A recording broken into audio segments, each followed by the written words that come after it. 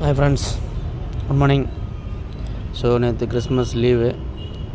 So நம்ம பார்த்தீங்கன்னா இப்போ என்ன பார்க்க போகிறோன்னா, போன வருஷம் இந்த வருஷம் டிசம்பர் என்ன நடந்திருக்கு, எப்படி நடக்குது அப்படின்றத ஒரு சின்ன அப்டேட் மாதிரி நான் உங்களுக்கு தரேன். ஸோ அதை வச்சு யூஸ் பண்ணிங்க. புதுசாக வந்தவங்க தான் நான் இந்த வீடியோ சொல்கிறது. எக்ஸ்பீரியன்ஸு அவங்களுக்கு ஏற்ற மாதிரி பண்ணிங்க. புதுசாக வந்தவங்களும் இந்த வீடியோ நல்லா பாருங்கள்.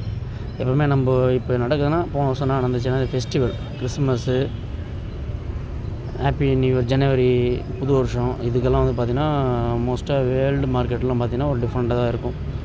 டிஃப்ரெண்ட் எப்படின்னா பார்த்துருப்பீங்க. இப்போ 2 நாளாக என்ன மார்க்கெட் மூவ்மெண்ட்டே இல்லை. ஒரு 150 பாயிண்ட் 100 பாயிண்ட் மேக்ஸிமம் அதுக்குள்ளே தான் மூவ்மெண்ட் பண்ணிகிட்டு இருக்கான். 26,220 26,120.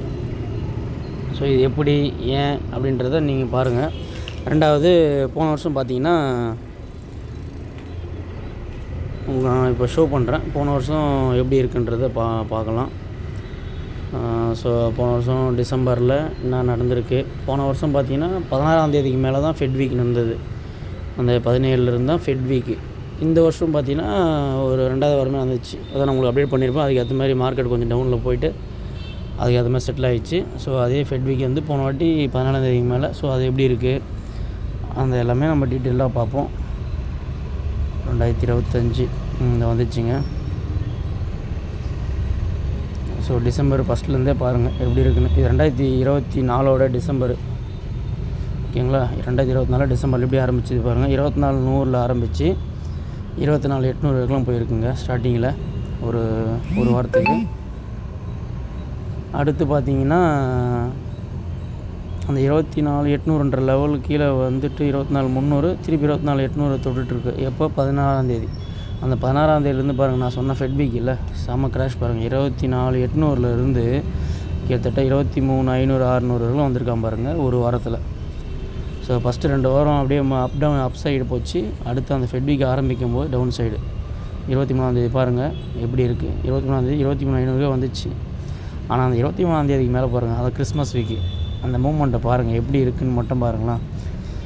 நான் உங்களுக்கு சொல்லியிருந்தேன்ல இந்த வருஷம் இப்படி நடக்குது. காரணம் வந்து பார்த்திங்கன்னா கிறிஸ்மஸ்ஸு, ஃபாரின்லாம் லீவுன்னு, அது ஏதாவது போன வருஷம் நடந்திருக்கு. நீங்கள் ஒரு 10 வருஷம் பேக்கப் கூட எடுத்து பார்த்துங்க. 10 வருஷம் பார்க்கலாம், ஒரு 3 வருஷம் பாருங்கள். 3 வருஷம் பாருங்கள் அது எப்படி இருக்குது. 3-4 வருஷம் ஆனால் அதுதான் ரிப்பீட்டடாக வரும்னு சொல்ல முடியாது. ஒரு 3-4 வருஷம் மாறும் அதுக்கேற்ற மாதிரி. ஸோ இப்போ பாருங்கள், நம்ம சொன்ன அப்படியே தான் நடந்திருக்கு.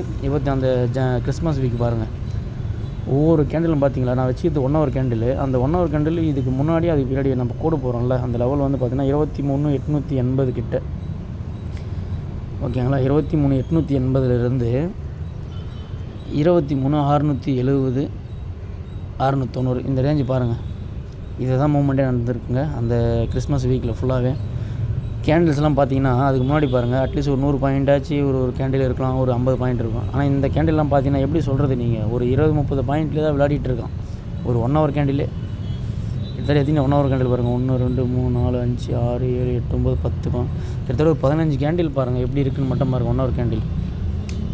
அடுத்த நாள் ஒரு க்ரீன் மட்டும் எப்படின்னா அப் ட்ரெண்ட் கொடுத்துட்டு அடுத்தலாம் கேண்டில்லாம் பாருங்கள் சும்மா சின்ன அப்படியே லைட்டாக மைண்டாக கடிச்சின்னு கீழே இறங்கிருக்கு. ஸோ இதாங்க நடக்கும். நான் சொன்ன மாதிரி நீங்கள் கொஞ்சம் கேர்ஃபுல்லாக இருங்க. எப்படி சொல்கிறதுனா, கிறிஸ்மஸ் வீக் இப்படி தான் இருக்கும். நீங்கள் வாட்ச் பண்ணுங்கள், நல்லா வாட்ச் பண்ணிவிட்டு நம்ம ஒரு அதுக்கான செட்டப் வரட்டும். செட்டப் வந்தால் நியூ இயர் ரேலின்னு ஒன்று இருக்கலாம். அதுக்கு தோதாக அமைஞ்சிச்சின்னா நம்ம அதுக்கேற்றமே ட்ரேட் எடுத்துக்கலாம். கால் சைடில் அது பேர் சொல்லுவாங்க சென்டா ரேலின்னு வாங்க, அதை நம்பி யாரும் போயிடாதீங்க. நான்லாம் வந்த புதுசில் அப்படியே சண்டை, ஓகே கிறிஸ்மஸ்னால் நல்ல ஃபெஸ்டிவல் டைம் மார்க்கெட் ஏறும்னு சொல்லிட்டு போட்டு இந்த மாதிரி மாட்டிப்போம். ஒன்றுமே இல்லைங்க, மூவ்மெண்ட்டே இருக்காதுங்க. ஸோ ஆனால் நியூ இயருக்கு எப்படி சொல்கிறதுனா, நியூ இயருக்கு முன்னாடி வரைக்கும் நல்லா இறங்கிருந்துச்சின்னா நியூ இயர் ஒரு வாரத்துக்கு நல்லா ஏற்றம் இருக்கும். அந்த மாதிரியே ஒன்று இருக்குது செட்டப்பு. ஸோ அதை பார்ப்போம்.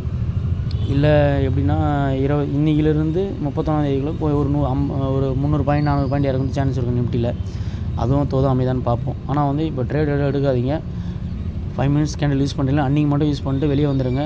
நீங்கள் எப்போவுமே 1 ஹவர் 4 ஹவர் 1 டே சார்ட் பார்க்கும்போது ஒரு ட்ரெண்ட் என்ன இருக்குது, அப் ட்ரெண்டுனா அன்றைக்கி மட்டும் போயிட்டு டவுன் ஆகுதுன்னு சொல்லிட்டு ஃபுட்டில் போட்டு மாட்டிக்காதீங்க. அதை ட்ராப் பண்ண வாங்க நம்மள, அந்த ட்ராப்பில் மாட்டிக்காமல் உஷாராக இருங்க.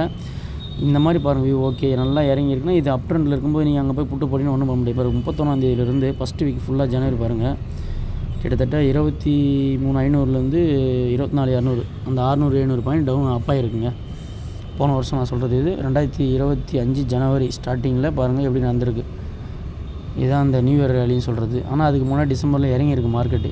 கிறிஸ்மஸ்லேருந்து நியூ இயருக்கு 31ஆம் தேதிக்குள்ள மார்க்கெட் நல்லா ஒரு 300 பாயிண்ட் இறங்கி தான் அந்த இது ஏறி இருக்குது. ஸோ அதையும் நோட் பண்ணுங்கள் நல்லா.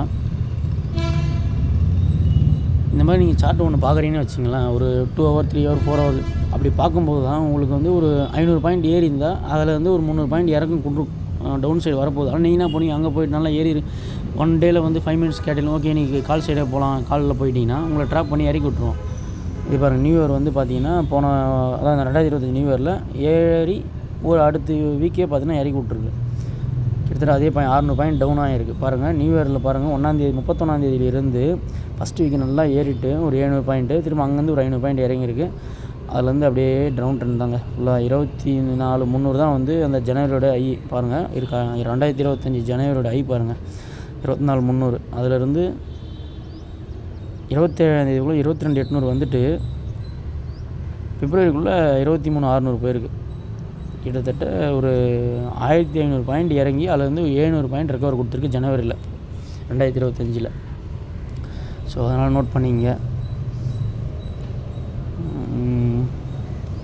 இதான் நான் சொல்ல வந்தது. பார்த்தீங்கன்னா நானே புதுசாக பண்ணுறேங்க. இது எப்படின்னா லேப்டாப் கொஞ்சம் ஃபால்ட்டில் இருந்தது கேமரா. ஸோ அதை ரெடி பண்ணலாம் ஒரு கேமரா மூலம் போயின்னா ஃபோனில் அவ்வளோ கிளியராக காட்டாது. சரி போடலாம்னு சொல்லிட்டு ஒரு ஐடியா பண்ணியிருந்தேன். ஸோ அந்த ஐடியாவுக்கு ஏற்ற மாதிரி தான் நான் உங்களுக்கு இப்போ கொடுத்துருக்கேன். ஏன்னா தப்புன்னு தான் மன்னிச்சிக்கங்க.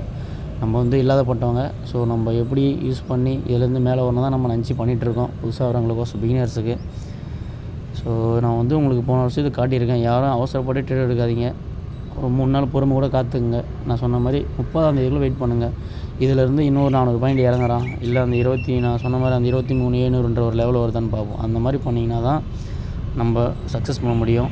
பாருங்கள், இந்த வருஷம் இது 4 ஹவர்ஸ் கேண்டில் வச்சுருங்க. ஸோ டிசம்பர் நான் சொன்ன மாதிரி 26,300 2700 வந்து திரும்பி 26,200 தொட்டு இருக்குது. ஸோ இது என்னுடைய பார்த்தீங்கன்னா டவுன் ட்ரெண்டுக்கு தான் விசிபிலிட்டி இருக்குது. நான் சொன்ன அதே கான்செப்ட்டு நீங்கள் பாட்டு காலில் எடுத்துடக்கூடாது. வெயிட் பண்ணு. அந்த ஒரு நாளில் மட்டும் முடிச்சுட்டு வெளியே வந்துடணும். நம்ம ஒரு 2 வாரம் தள்ளி வாங்கணும். இப்போ நியூ இயர்க்குன்னு பார்த்தீங்கன்னா ஒரு 2 வாரம் தள்ளி தான் வாங்கலாம். ஏன்னா ஒரு 400 பாயிண்ட் நம்ம நினச்சது நடக்கலாம் கூட இறங்கிட்டா திருப்பி அது 400 பாயிண்ட் ரெக்கவர் ஆகிட்டு வந்துடும். ஸோ அதனால் அந்த ஒரு வாரம் 2 வாரம் தள்ளி வாங்கிறதுக்கான காரணம் தான். அந்த மாதிரி வாங்கலாம். ஸோ என்னுடைய எக்ஸ்பெக்டேஷன் எப்படின்னா அந்த 25,700 தொடர்த்துக்கு சான்ஸ் இருக்குமான்னு பார்க்கலாம். 26,300 25,700 தொட்டுட்டு நியூ இயருக்கு ஒரு ரேலி கொடுக்குமா அப்படின்றத பொறுத்து தாங்க பார்க்கணும். நம்ம சொல்கிறது தான் நடக்கணும் இல்லை. ஆனால் நம்ம அனலைஸ் பண்ணி வச்சு இந்த மாதிரி நடந்தால் நம்ம ட்ரேட் எடுக்கலான்ற ஒரு செட்டப்பு தான். ஸோ நான் சொன்ன மாதிரி 31ஆம் தேதி 25,700 வந்துச்சு அப்படின்னா நீங்கள் இது இல்லை 31ஆம் தேதி ஈவினிங்கில் கால் சைடுக்கு ட்ரேட் எடுத்து வச்சிடலாம். எப்படி இருக்குன்னு பார்ப்போம். இது வந்து ஒரு சினாரியோ. எப்படின்னா 25,700 வரும்ன்ற கான்செப்ட். இன்னும் இந்த ஒரு வாரத்தில் இவ்வளோ பாயிண்ட் இறங்குமான்றது சொல்ல முடியாது. என்னவோ நடக்கலாம். இயர் அண்டு ப்ராஃபிட் புக்கிங் ஒரு காரணம் இருக்கும். ஸோ அதெல்லாம் யோசிக்கணும். எல்லாமே இங்கே நண்டுற அப்புறம் தான் ஒருத்தர் சொல்லுவாங்க. இப்போது மார்க்கெட் ஏறிச்சுன்னா அவ்வளோதாங்க, இது வந்து கிறிஸ்மஸோட ரேலின்னுவாங்க. மார்க்கெட் இறங்கிச்சுன்னா ஃபாரின்லாம் லீவுங்க, யாரும் யூஸ் பண்ண மாட்டாங்க. ஸோ யூஸ் பண்ணாமல் சைட்வேஸில் போகணும். சைட்வேஸில் போகலன்னா இன்னொன்று வந்து market profit booking year and எப்படின்னா ஸ்டார்டிங் இப்போ இந்த வருஷம் ஜனவரியில் வந்து எல்லாம் ட்ரேட் எடுத்து வச்சுட்டு இது ப்ராஃபிட் புக்கிங் பண்ணுறாங்க இயர் எண்டில் அப்படின்னு ஒரு காரணம் ஒருத்தர் சொல்லுவாங்க. அந்தந்த காரணத்துக்கு ஏற்ற மாதிரி நம்ம போயிட வேண்டியது தான். ஆனால் நம்ம வந்து அதில் ப்ராஃபிட் பண்ணுறோமா, என்ன நடக்குதோ நடந்துட்டு போட்டோம், நம்ம அதில் ப்ராஃபிட் பண்ணுறோமான்றதை நம்ம பார்க்கணும். சப்போஸ் 25,900 950 இந்த ரேஞ்சு வந்துட்டோம். இந்த சின்ன கேப் இருக்குல்ல, அன்றைக்கி கேப்பை பார்த்து நம்ம ஃப்ரைடேலேருந்து. ஸோ அந்த கேப்பை டச் பண்ணிட்டு போதான்னு பார்ப்போம். என்னோடய கருப்பு என்னென்னா இந்த 25,900 950 சப்போஸ் அது 31 அதுதான் வருது. ஏன்னா இப்படி சைடுவேல போயிட்டு அது வந்துன்னா பிரச்சனை இல்லை, அதுக்கும் நம்ம போயிடலாம். ஆனால் இப்போ ஏறினா தான் இப்போ நம்ம 25,200 இருக்குன்னு வச்சிங்களேன். சப்போஸ் நீ இந்த ஒரு வாரத்தில் வந்து பார்த்தீங்கன்னா 26,200 26 ஒரு 500 போயிடுச்சுன்னா எப்படி நடக்கும்னு தெரியாதுங்க. நியூ இயருக்கு மாற்றமும் வரலாம். ஸோ அதையும் நம்ம யோசிக்கணும். நம்ம பார்ப்போம் எப்படி இருக்குன்னு. இதோ chance to new year rally நான் எதிர்பார்த்த மாதிரி மார்க்கெட்டிங் இதிலேருந்து இறங்கணும். ஒரு 200-300 பாயிண்ட் இறங்கிடுச்சுன்னா 31ஆம் தேதியிலேருந்து நம்ம அதுக்கேற்ற மாதிரி பிளான் பண்ணுவோம். இது ரொம்ப வளவலன்னு பேசுகிற மாதிரி போயிட்டுருக்கோம். இப்போ புரிகிறவங்க கொஞ்சம் நல்லா பொறுமையாக பார்த்துங்க வீடியோவை. இந்த நியூ இயர் ரேலி வந்து கம்பல்சரி இருக்குமான்றது சொல்ல முடியாது. போன வருஷம் பார்த்தீங்கன்னா நியூ இயர் ரேலி இருந்தது. அதுக்கு முன் வருஷம் பார்த்தீங்கன்னா டிசம்பர் 20 30 மார்க்கெட் ஏற்றிட்டு 1ஆம் தேதியிலேருந்து 7ஆம் தேதிக்குள்ளே மார்க்கெட் இறக்கி வச்சுருக்காங்க. 2020 2023 டிசம்பர்லேருந்து 2024 ஜனவரி. ஸோ அந்த வீடியோ இப்போ காமிக்க முடியல, நீங்கள் எடுத்து பாருங்கள். ஒரு ஹிஸ்ட்ரி எடுத்து பார்த்தீங்கன்னா தான் உங்களுக்கும் புரியும். ஸோ இன் 2024 நியூ இயர்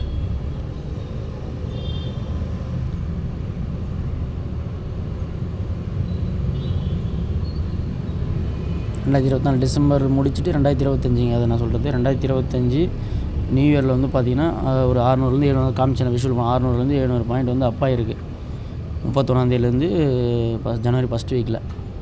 அது ஒரு 3 நாளே நடந்திருக்கு. அதுவும் அதான் 3 நாள் ஒரு 600 பாயிண்ட் ஏறி இருக்குது. ஸோ நீங்கள் வந்து சப்போஸ் மார்க்கெட் 26,000 இருக்குன்னு வச்சிங்களேன், 26,000 காலே கூட 100 ரூபா ப்ரீமியம் இருந்தாலோ இல்லை 26,100 கால் ப்ரீமியம் இருந்தாலும் வாங்கி வச்சுருங்க.